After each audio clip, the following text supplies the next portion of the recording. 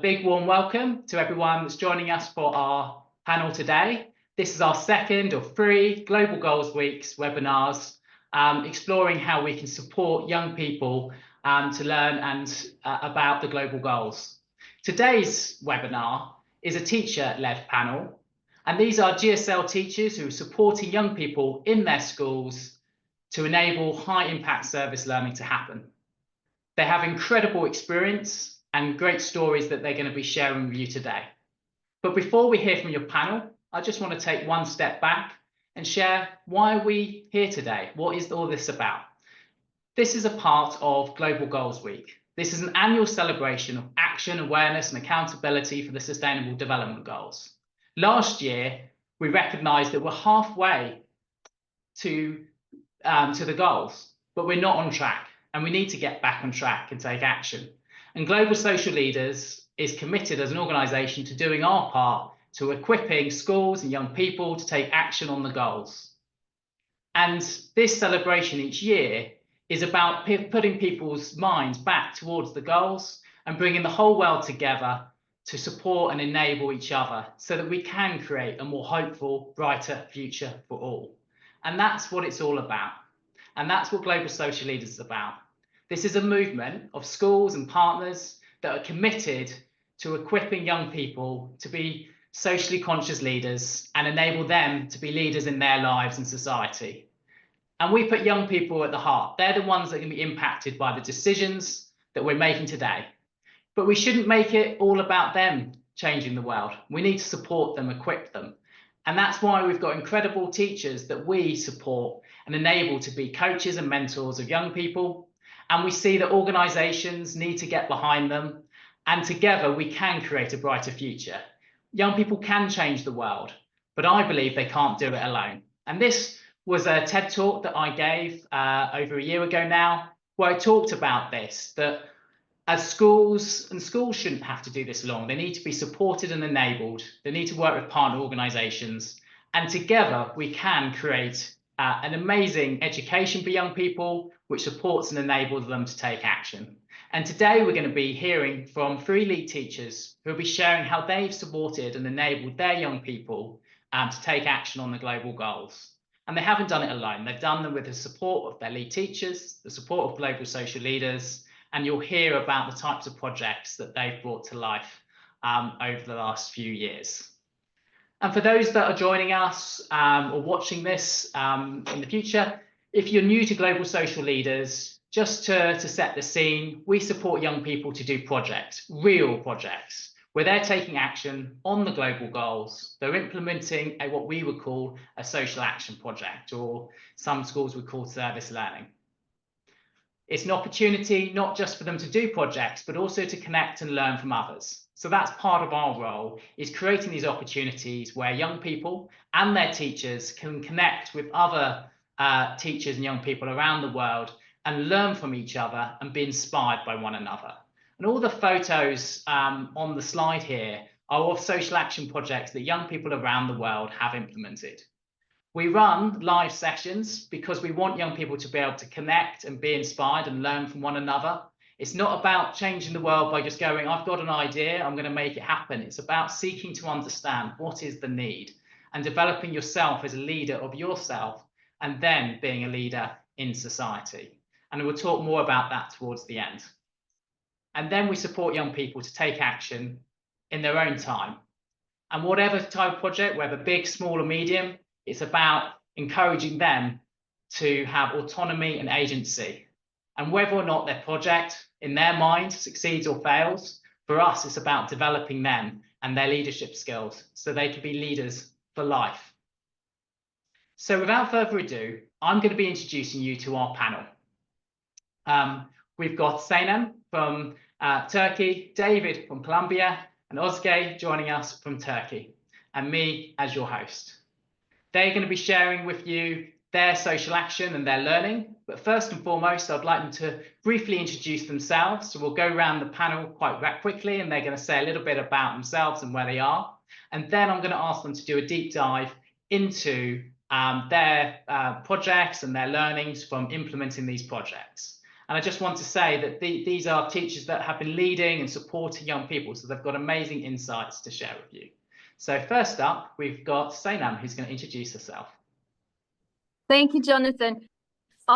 Reading about your mission vision once again, I was reminded how similar our schools and IB's mission and yours. So it's amazing that we're on the same page with all of this challenges as well as the efforts. This is Sanem. I'm from Işıkkent School in Turkey, Izmir.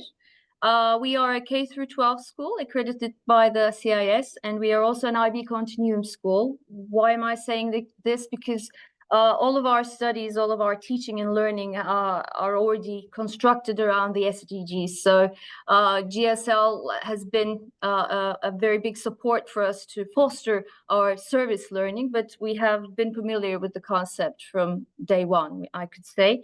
And we are located in Izmir, a coastal town, the third biggest in Turkey, with some challenges. I'm sure you know about Turkey and the challenges we've been facing lately, economic-wise as well as socially. And Izmir is one of those cities that has been very much impacted by the increase in population.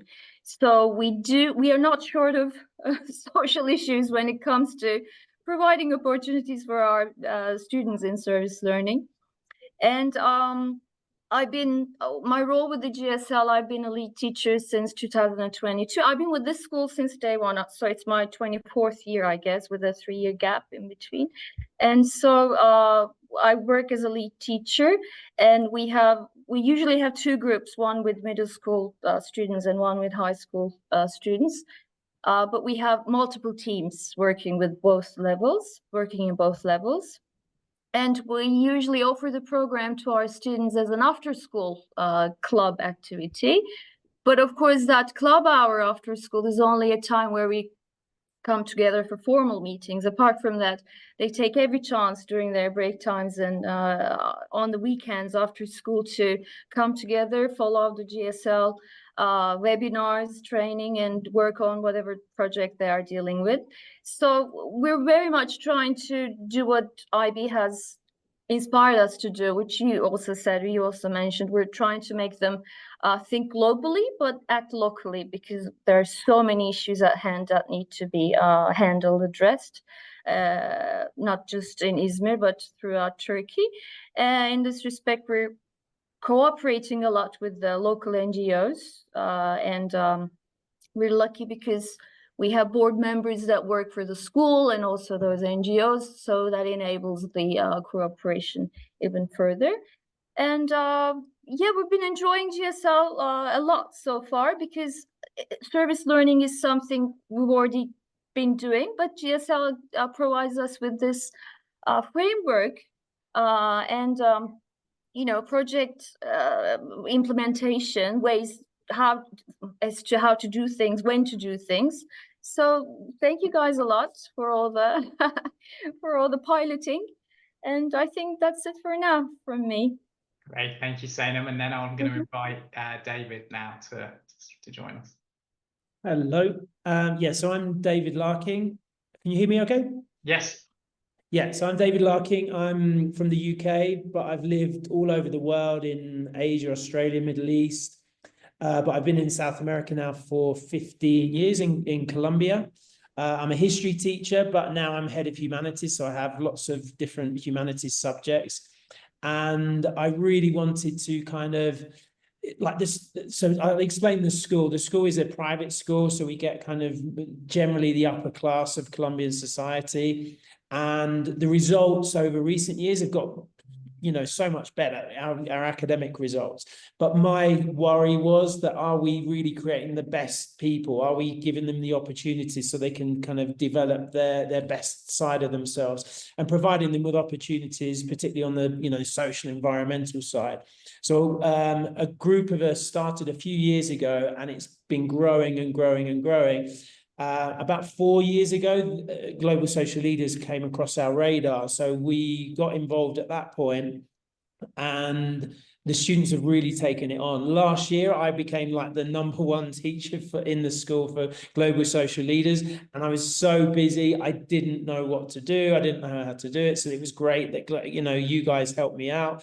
But it was great that, and for some reason, that was the year that like loads of students all wanted to join, which is great because it means that we've actually been very successful. One of my highlights actually has not been the older ones because they have to do CAS. We're an IB school as well, so they have to do CAS. Now, clearly they're very passionate about it if they're getting involved in GSL.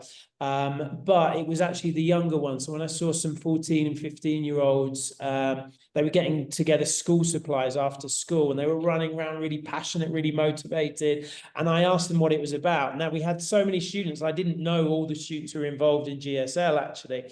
And they said, oh, we're part of GSL, we're doing this, that, and the other. And it was just like, wow. And they were like, come and look at this. And they really were passionate about showing me what they were getting up to, who they were helping out, how they were doing it. So that was probably my kind of highlight of GSL, not necessarily the older ones that got to finalists, but this group that were younger students, really passionate, wanted to like help the community.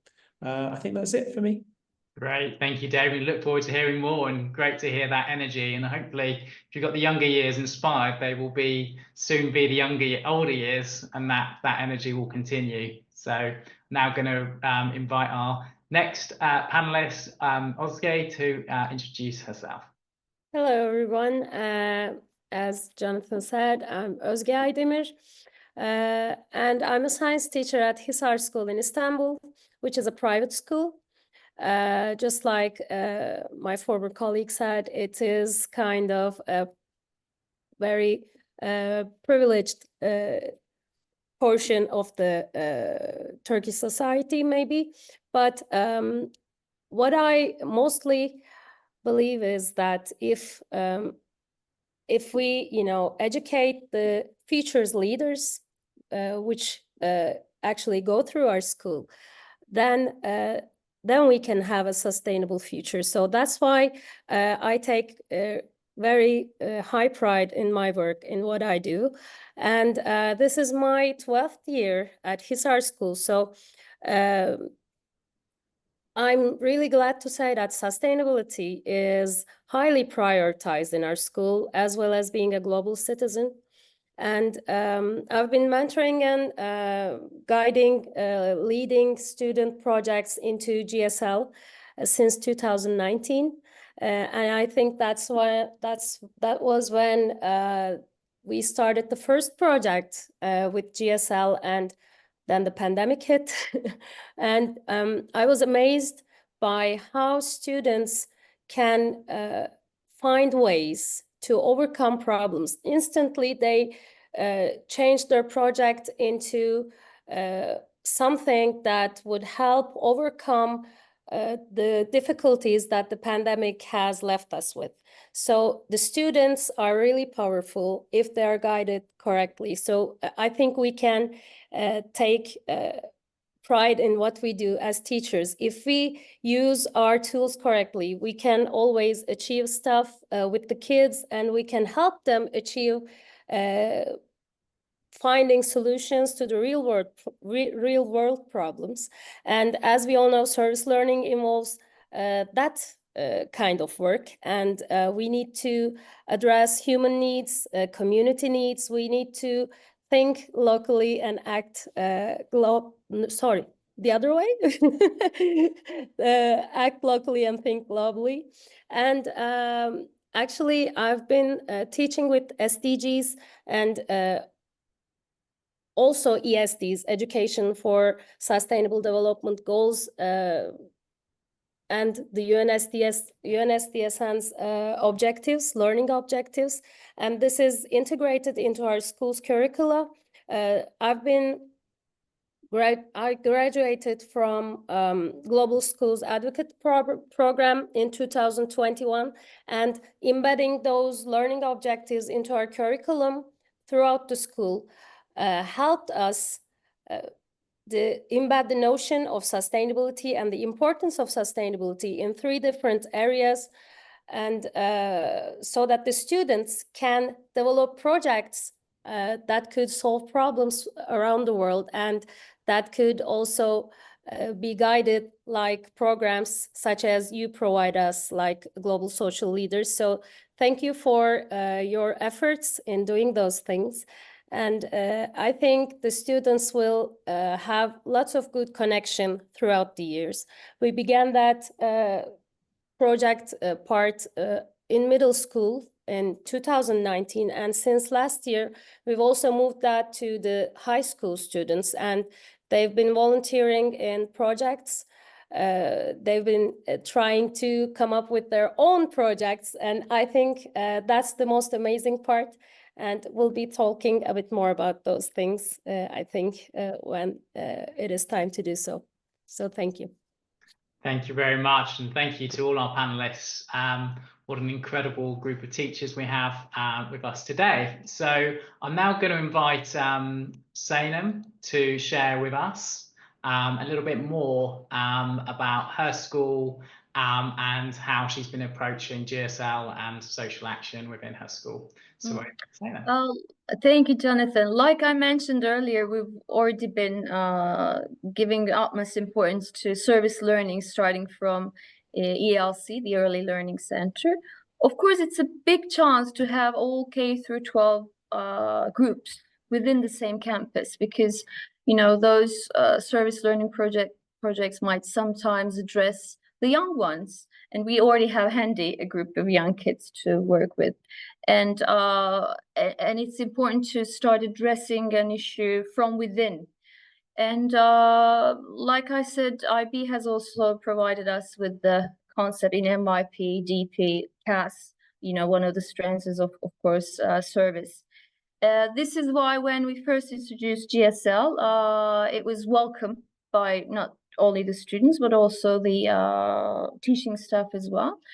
What we've been trying to do is to offer it as an after-school program, which we've been doing so for the last 4 years, I guess. This is going to be our 5th year. Our story with GSL also coincided with the pandemic as well, but like Özge, we used it as an opportunity, didn't see it as something to stop us from doing anything. On their computers, kids found the best ways to find projects and continue their projects. So it's good to see how those types of programs like GSL empower kids, empower our students, and help them become aware, help them gain that awareness, not just into service learning, but into seeing themselves as part of this society, global society, thus the global citizenship concept. And it has helped us with our with EP students CAS projects.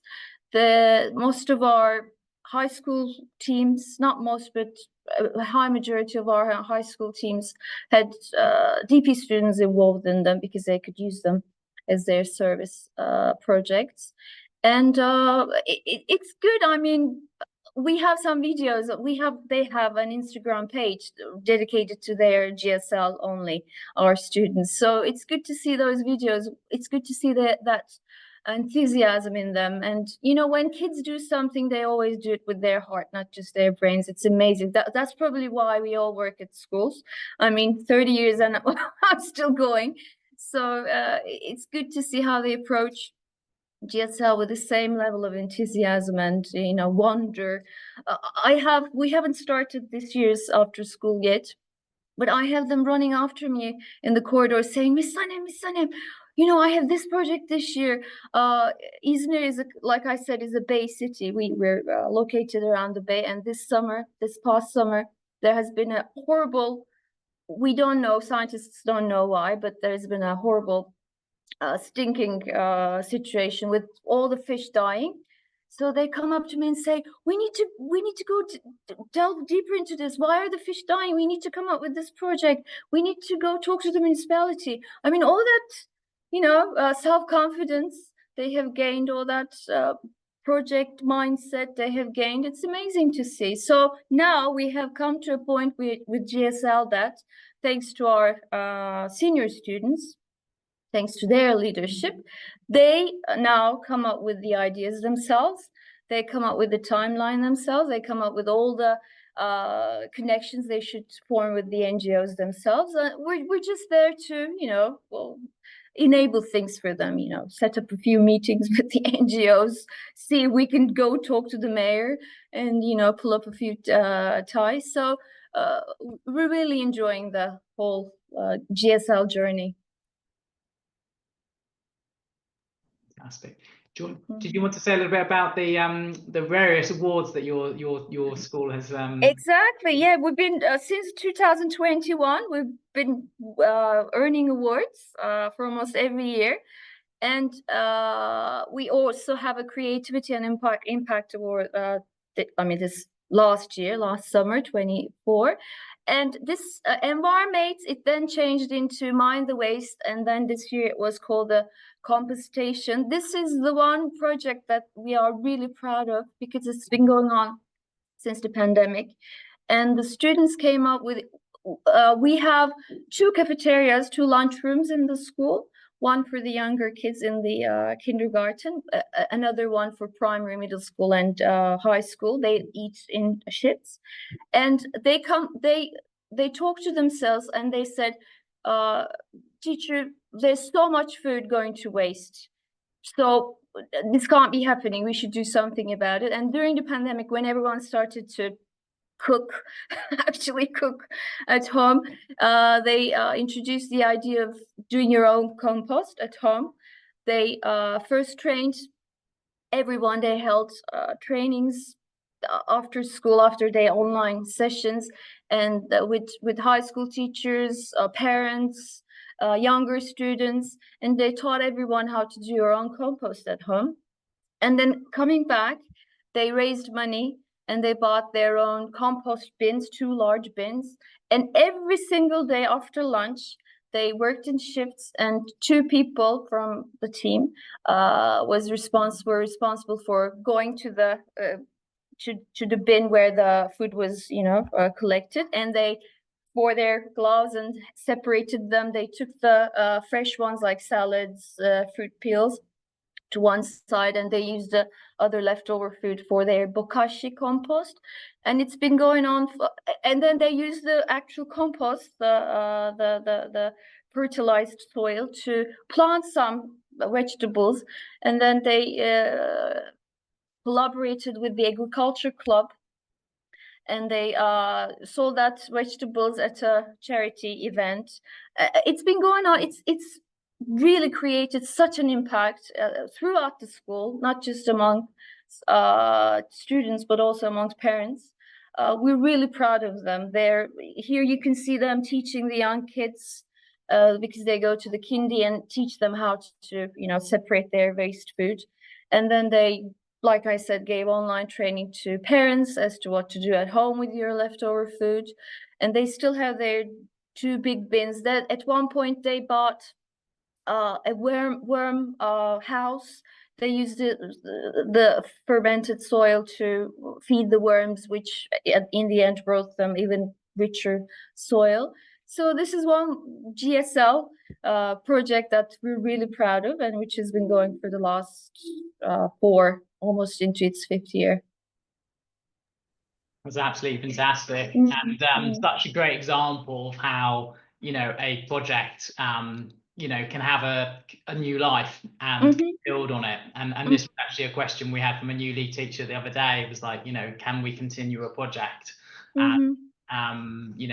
Absolutely. And I like the way they've actually even changed their name and the focus over the years.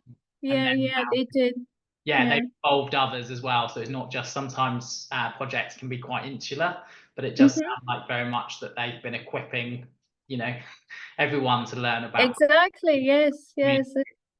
Which means it's not just relying on those students. So in terms of that kind of, what we're talking about today is like, how do we embed this in the school? How do we make it living and breathing in the school, and also not make it an awful lot of work for you as the lead teacher? Exactly, yes. Almost, how does it have that energy? And I think this has been a fantastic example to bring that to life. I'm sure there'll be questions later, and I just want to say to those joining that if you've got questions, please do put them into the Q&A, and then we'll come to those.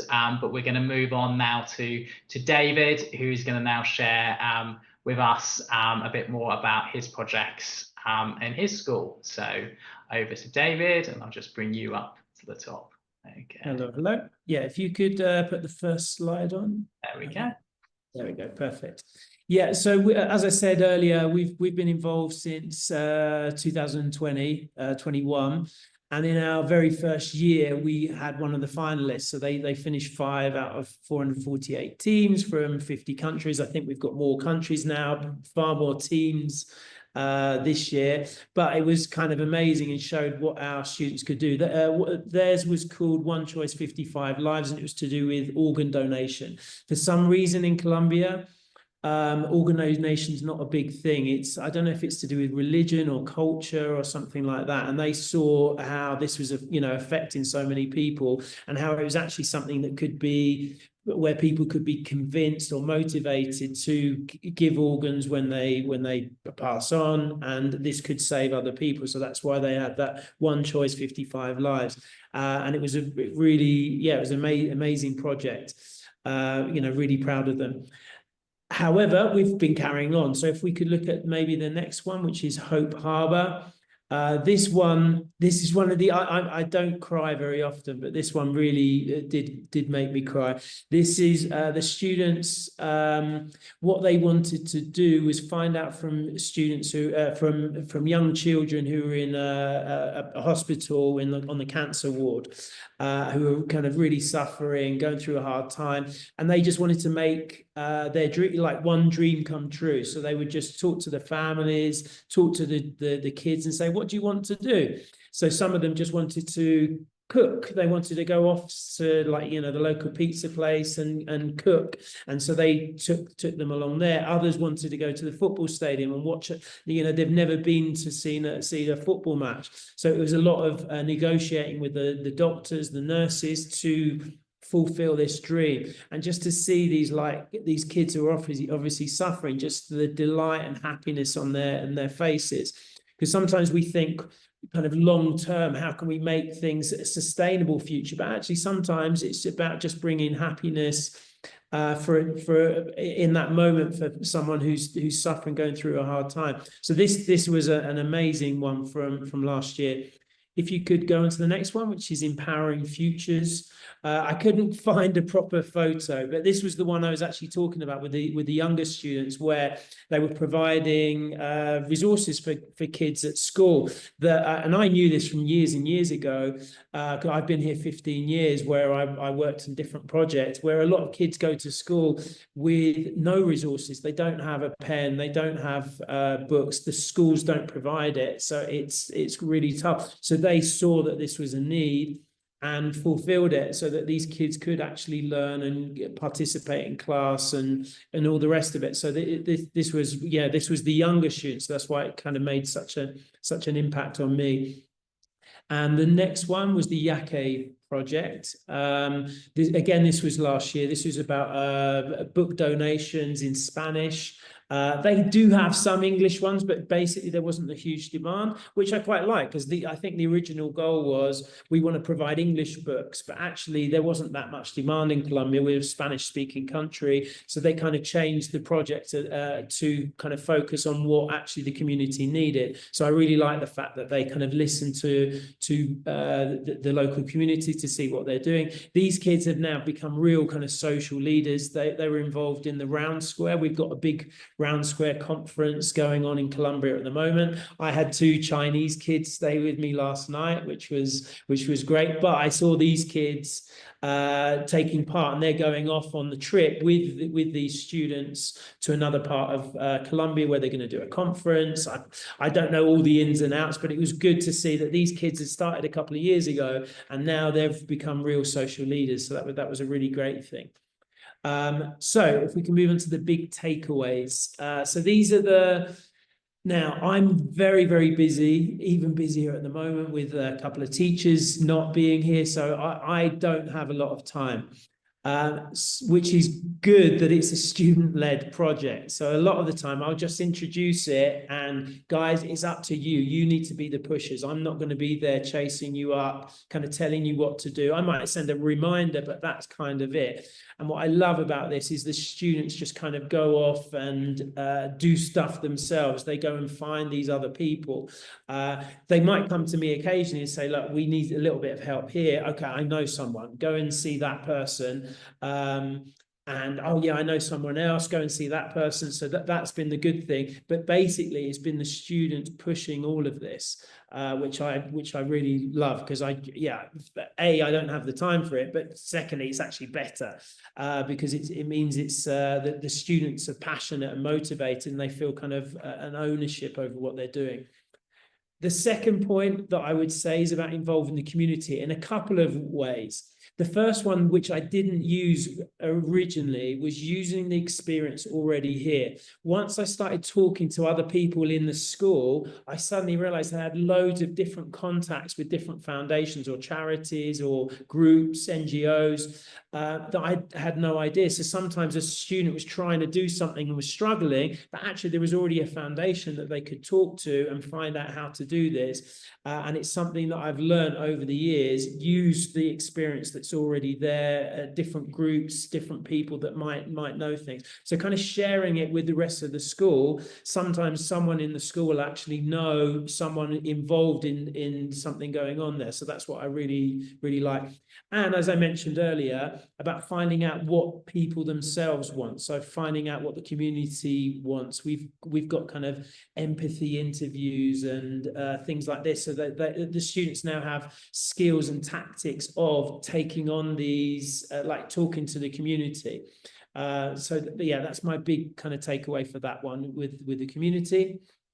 The other thing, as I'm sure the other panelists as well are doing, is linking it to stuff that's already going on. So we didn't originally, community project is for 14, 15-year-olds, which didn't used to happen. So we've now brought that in, and the GSL students are like, oh, this is easy, we're already doing it. Can we use this? Of course you can. Personal project, which goes on in grade 9, so that's like 15, 16-year-olds. Can we use it? Of course you can. CAS is an obvious one. We've got Round Square, which I mentioned earlier. We've got the International Award. So the great thing is you're not having to create different things for each different project. You can combine them together, so you're not doubling up, which I think is great. And what it does is it makes the project better, because you can spend more time on it and get expertise from different organizations to improve what you're doing. And the last one is GSL themselves. So I've asked, like, for example, Drisha, just can you email me to tell me to do my job and actually get on with it, because I know I'm going to forget it, because it's going to kind of drop down my list of like urgent things to do. So her telling me off was a great thing that I liked.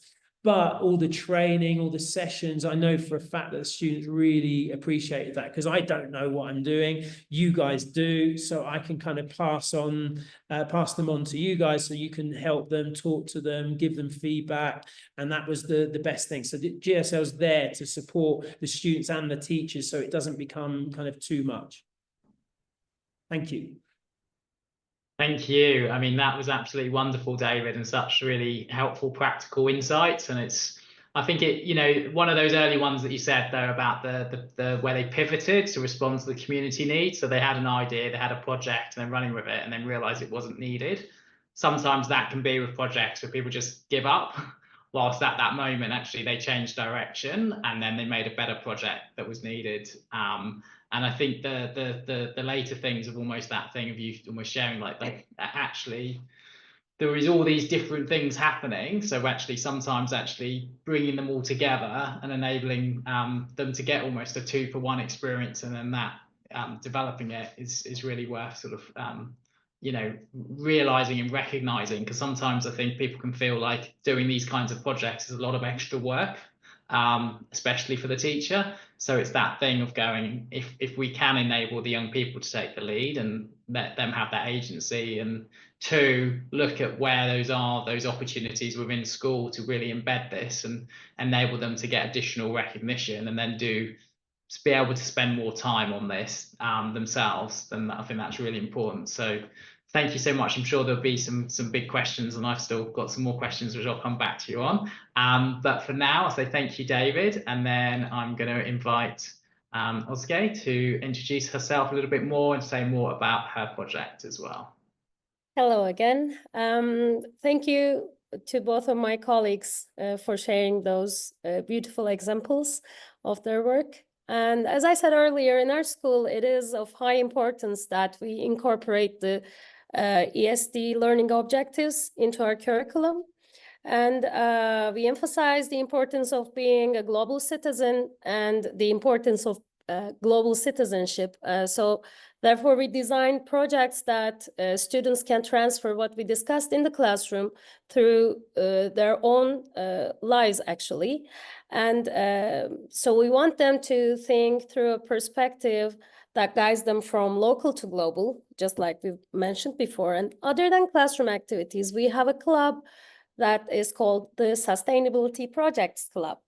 And this is actually where the projects that end up with volunteer work takes place, because of course we do a lot of curriculum activities to support SDGs. However, we have some regulations that we need to follow in our country. So we need to come up with extracurricular activities where students develop projects and run themselves.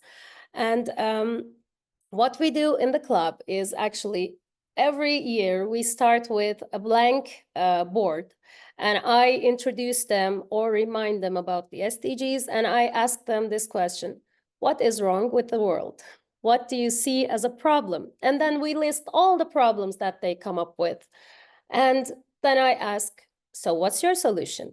Are there any problems that can be grouped together? So what works best? And they always come up with, the younger ones, of course, they say that, oh, the animals are in danger, so we need to save animals. And I always tell them, okay, how? Come up with solutions. How can we save animals? How can we save the earth? How can we save the sea? How can we save the fish? And asking them questions that guide them to the solution is what I do. I'm a mentor. I don't come up with the solution. They come up with the solution. And sometimes, if you can believe, we spend 4 or 5 weeks just discussing what will be our project.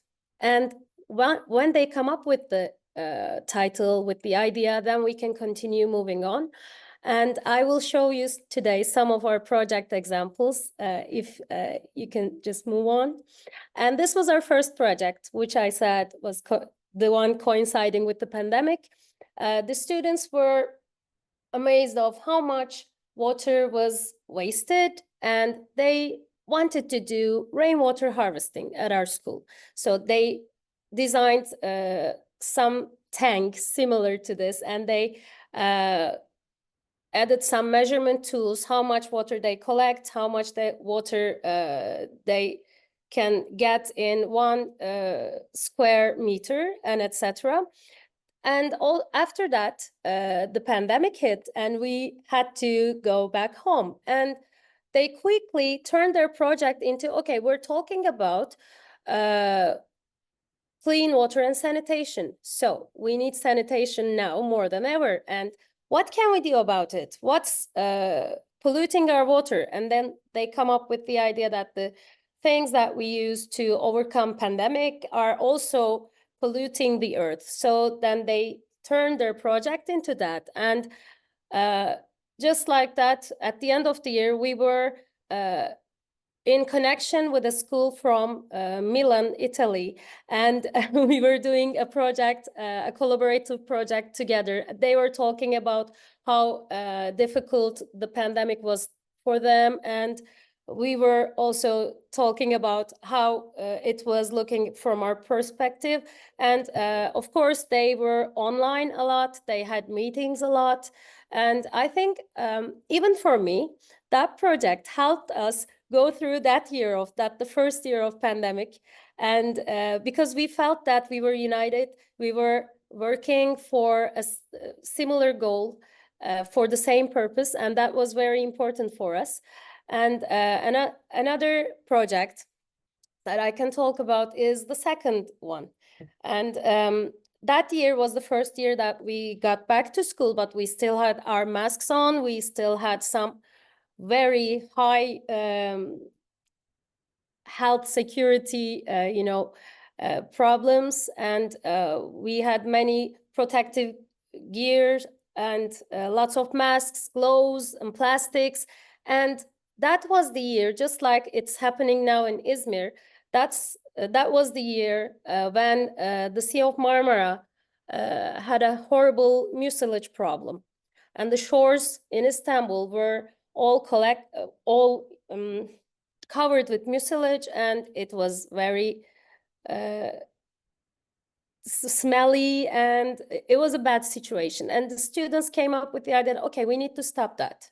How can we do that? And they came up with the idea that, okay, we can give the sea its color back, because it's the mucilage created color that was very grayish and greenish stuff. It's in the image down below the slide.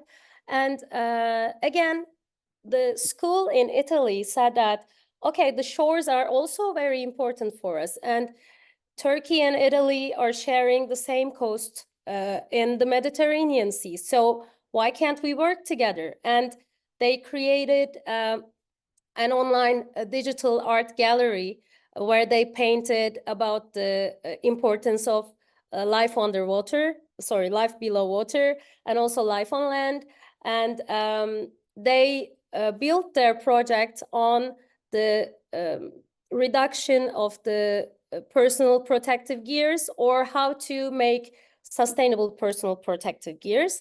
And this was also a good project. And after that, I think this was a project where the students created a very high impact, because after this project, my students convinced the school's administrator to change into biodegradable cleaning products in middle school. So since then, middle school still uses that cleaning products that the GSL students came up with. And we still have posters around the school. Because of us, you are still using, the posters always say that, because of us, you're still using biodegradable cleaning products and etc. And if we can move on, we can see more examples on that. And these are some examples about the soap making. In the next slide, you can see that.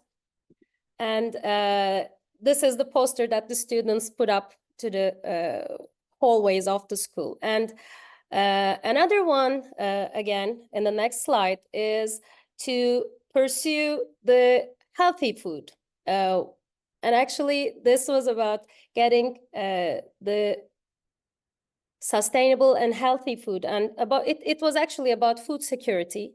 They designed board games to create awareness, and they prepared some in-school treasure hunt games where in the end they came up by producing pickles, producing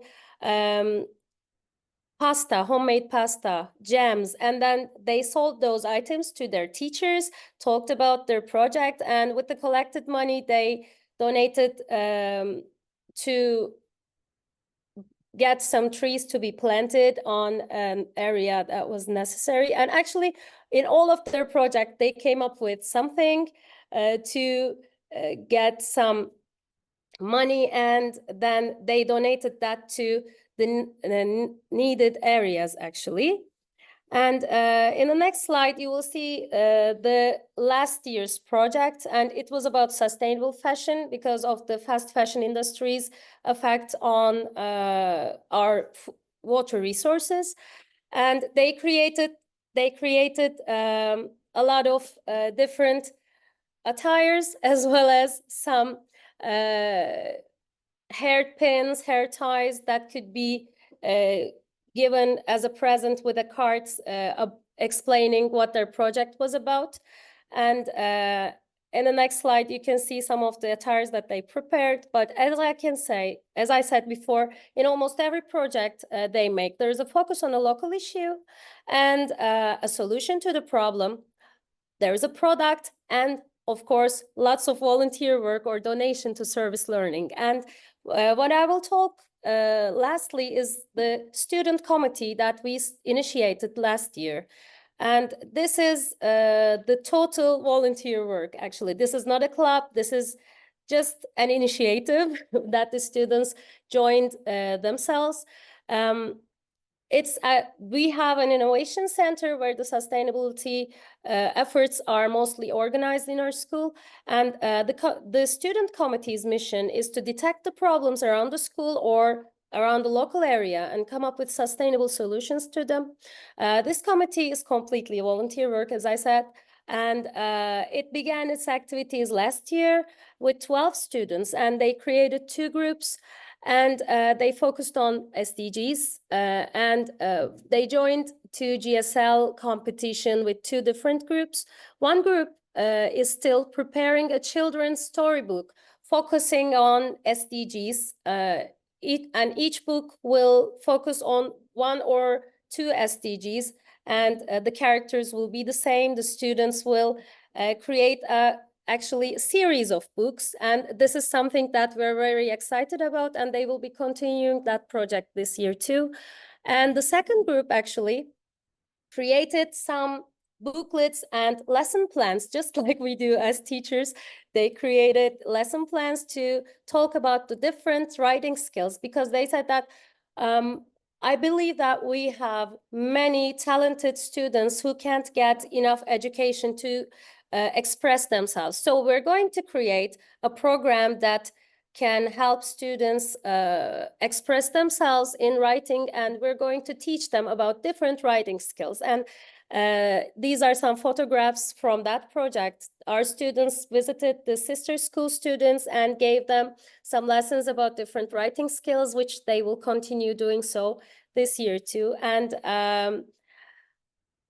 next year, actually this year, we will also hold another student committee in middle school. And I'm also very excited about that, because when the students are volunteering to these things, they get very excited, and they are sure to finalize their project with great achievements. And I would also like to thank you for giving us the opportunity to talk about what we do, to inspire each other, and to share our experiences with each other. And I will not take much of your time, but these were all very inspiring, and thank you for your guidance throughout this journey. Thank you very much, Özge, and that was absolutely wonderful. And I think just the variety of the projects and how they've developed and how you're embedding them, and I think just really helps almost give people an insight into the types and ideas of potential projects. So I'm now going to stop sharing screens, and I'm going to bring everyone back into the mix so everyone can see. So just gonna hopefully we'll be able to see each of our panelists now on the screen. There we go. So now, we've got all of our panelists. So this is now a chance that if you do have a question, to add a question to the Q&A box, which is at the bottom. I suppose I want to sort of just kick off, I suppose, with that bit, that big question of how much time does it take for you as a teacher to kind of make this work and support? I mean, we've heard, especially in that last one, all of those different array of projects and activity and happening. And I suppose, David, you sort of said it, you're short of time, and I know you've said, it's student led, they get on with it, and I'm just this, and I had Özge go, I'm the mentor. But I suppose it would be just good to kind of briefly hear in sort of your words of like, how do you make this work? Like real world projects where young people are doing real things that could have challenges and, can create work. So how do you make it work against a very busy workload of teaching? Who would like to maybe kick us off? Because I think this is a big question for lots of teachers. Okay. WhatsApp groups. That sounds like my life. Normally, our students are not allowed to use their phones at school. So we are like no mobile phone usage throughout the day, but we have to be in contact with them somehow, because especially at the beginning of a project, when we're trying to find a name for our group, for example, for the team, it really takes time, and we do, I mean, 40 minutes after school is never enough.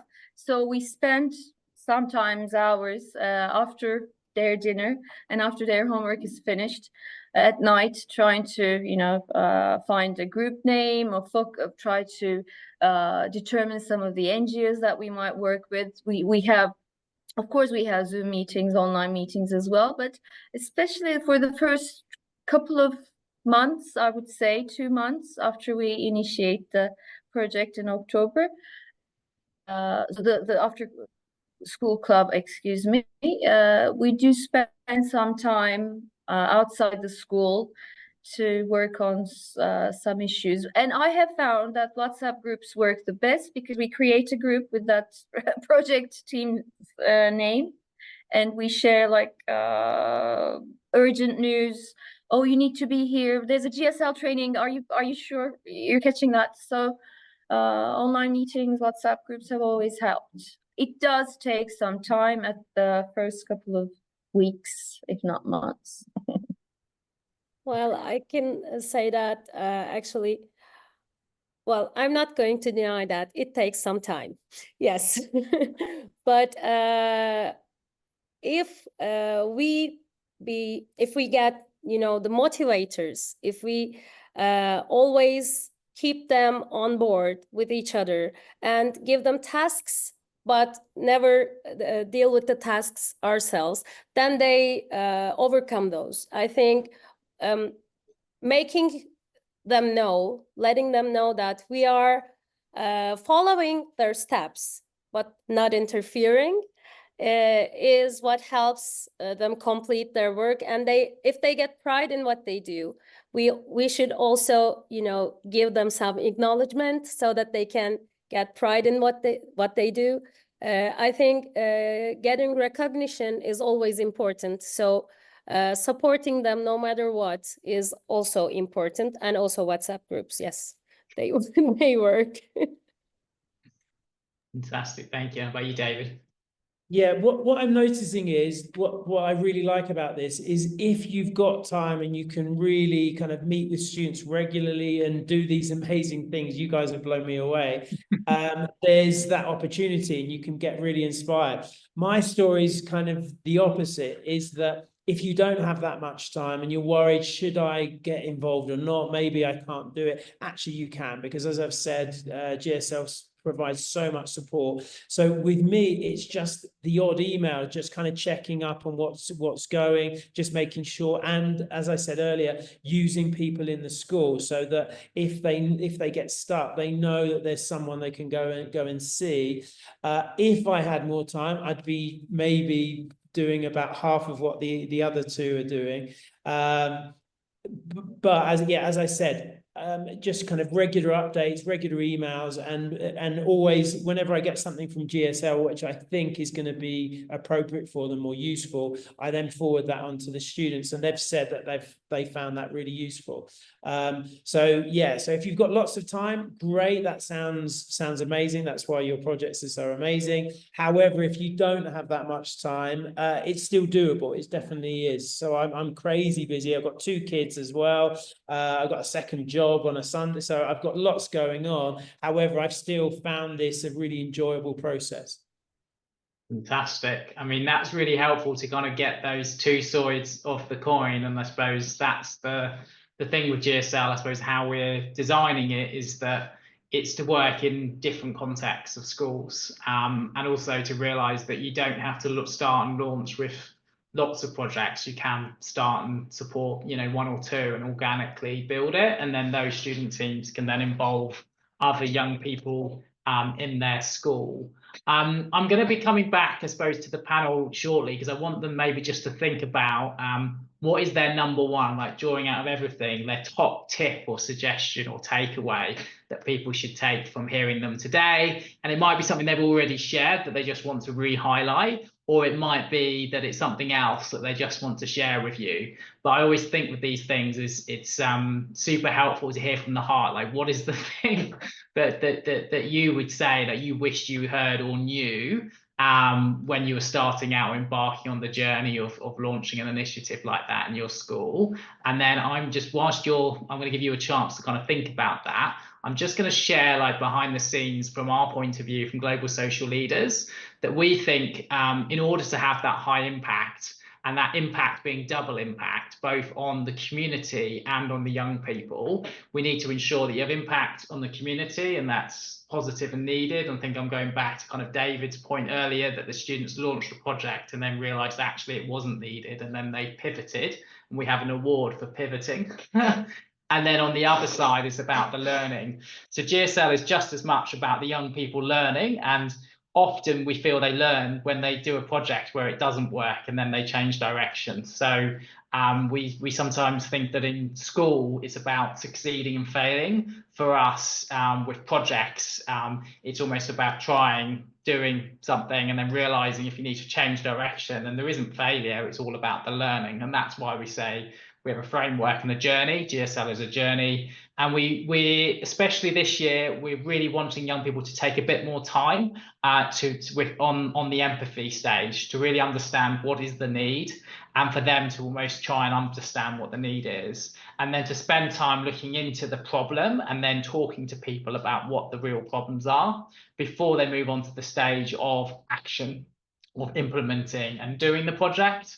And as per always with GSL, we ask young people to capture evidence of what they've done, both in terms of their own learning and then in terms of their impact on the community. And whether or not a team's project, in their view, has achieved success, we want them to evidence what they believe is the impact and what the learning is, and put together that portfolio, that project report, capturing their journey, so that every young person who goes on this journey gets recognised and for their participation, and then gets recognised in a number of different ways. And you've heard some of the different awards that teams have got.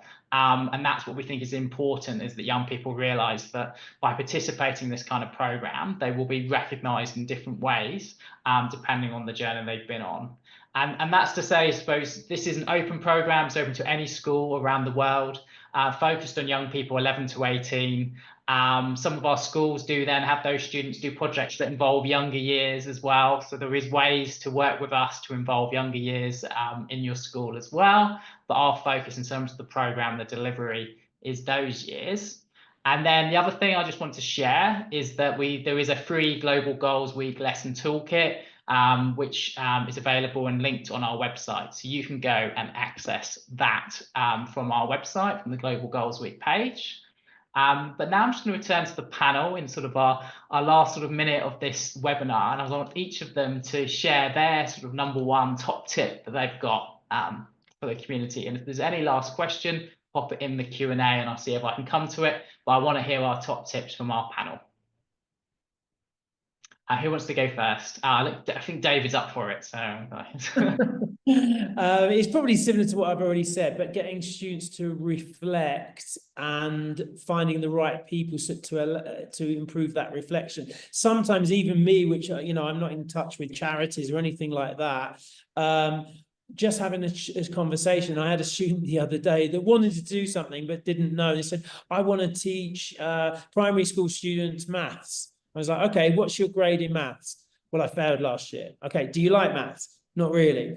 Okay, why are you going to do that one? Why not look at something that you are passionate about? And he was like, do you like football, sports? Oh, I really like tennis. Okay, that could be somewhere to go. So even though I don't have this great knowledge, just a chat with a student to get them to reflect themselves on their own, you know, motivations, that can help. Fantastic. Okay, I shall go next. I would say sustainability, because like our compost project, sometimes a project is so good that you shouldn't be leaving it at the end of a project year, project term. You should probably find ways to, you know, refresh it or put it on the table again, or work with the same goal but under a different name. Why not, like we did? So like our compost project or the harvesting the rainwater project that Özge did at her school. These are really good things that should, I believe, continue. And one thing that came up to my mind, just we should probably discuss it further later, but Özge said they cooperated with another school in Italy. So I was thinking maybe, GSL even could provide us with this opportunity under the Global Social Leaders framework. Perhaps we could, that could be optional. I mean, not every school would want to do that, but I know young people function better with their mates from other places. So if Global Social Leaders could provide us with a chance to get to know or get into touch with schools from around the world who are also GSL members, and us working on common projects, I think that would be very much motivational for the students. Yeah, that's fantastic. And we have seen actually where some students actually connected via Instagram, where they said, would any other team like to join us? And then a whole bunch of teams did. And we also saw that, I mean, and that's something that I suppose we are really trying to encourage with our GSL teachers this year through our Connect events, is that we really want to connect our GSL teachers so that you guys can easily connect with one another and co-create these kinds of opportunities. So that's I suppose a focus for us, because that's where we see we can really add the value, is enabling your schools, even just sharing your projects with each other across, and presenting to each other and learning from each other, I think is really important, and something we're focusing on. So we are, almost over time, but this has been absolutely wonderful. So Özge, over to you to kind of do the final tip for today, and a massive thank you to all of you. Thank you. I think what I would take from this conversation is what David said. You don't have to have that much time. Maybe seeing the two sides of the coin, actually, it was important for me, because sometimes we can feel as teachers overwhelmed by the activities that we do or the workload, but actually giving the students the freedom to do their own project or to lead their own project is the key to achieve these things. And if we feel sometimes overwhelmed by those things, maybe we can flip the coin to the other side and see the other way of doing things. And I think that would be my key takeaway, because as I said earlier, students amaze me and their powers. Students can do and achieve a lot when we leave them with their own creativity. So I think we should trust them and give them the way to lead us to a sustainable future. Wonderful. And what brilliant words to kind of finish up on the panel. We should trust in our young people and help them have the way to create a sustainable future. And that's what it's all about. And I just want to finish by saying we have one more panel for Global Goals Week taking place on Friday. This is really focused on a very important goal, Global Goal 16. We've put this panel together with Split Those School, which is a GSL member school, and Never Such Innocence, to explore how we reduce conflict and foster peace in our community and equip our young people to think about how they can have conversations about this and how that they can do projects around encouraging peace in their communities. We think this is a really important project, especially right now, and also particularly challenging for educators to talk to their students about these projects. So I do hope you can join us. Again, as per this session, we will be recording it. So if you can't join live, we will be sharing it. But I'd like to finish this webinar by saying a big thank you to our lead teachers, not just for today, but for your contribution to Global Social Leaders, supporting young people and giving your time, your energy and your passion. And that came through in spades today. So a massive thank you to you. And I look forward to seeing how your teams and your projects develop this year, and looking forward to seeing the impact, and looking forward to all three of you doing joint projects together as well. So I think hopefully today has been great to learn about each other and maybe support one another in your next phase. So I'll say thank you to you, and I'll say thank you to all of our participants who've joined us today, and also to those that are watching this online at a later date. Thank you, and I hope it has been helpful in embedding GSL in your school and community. But for now, I'm going to now invite Connie to close the room and say goodbye, and I'll say goodbye to our panelists as well. Thank you very much. Goodbye. Bye. Bye. Bye. Bye-bye.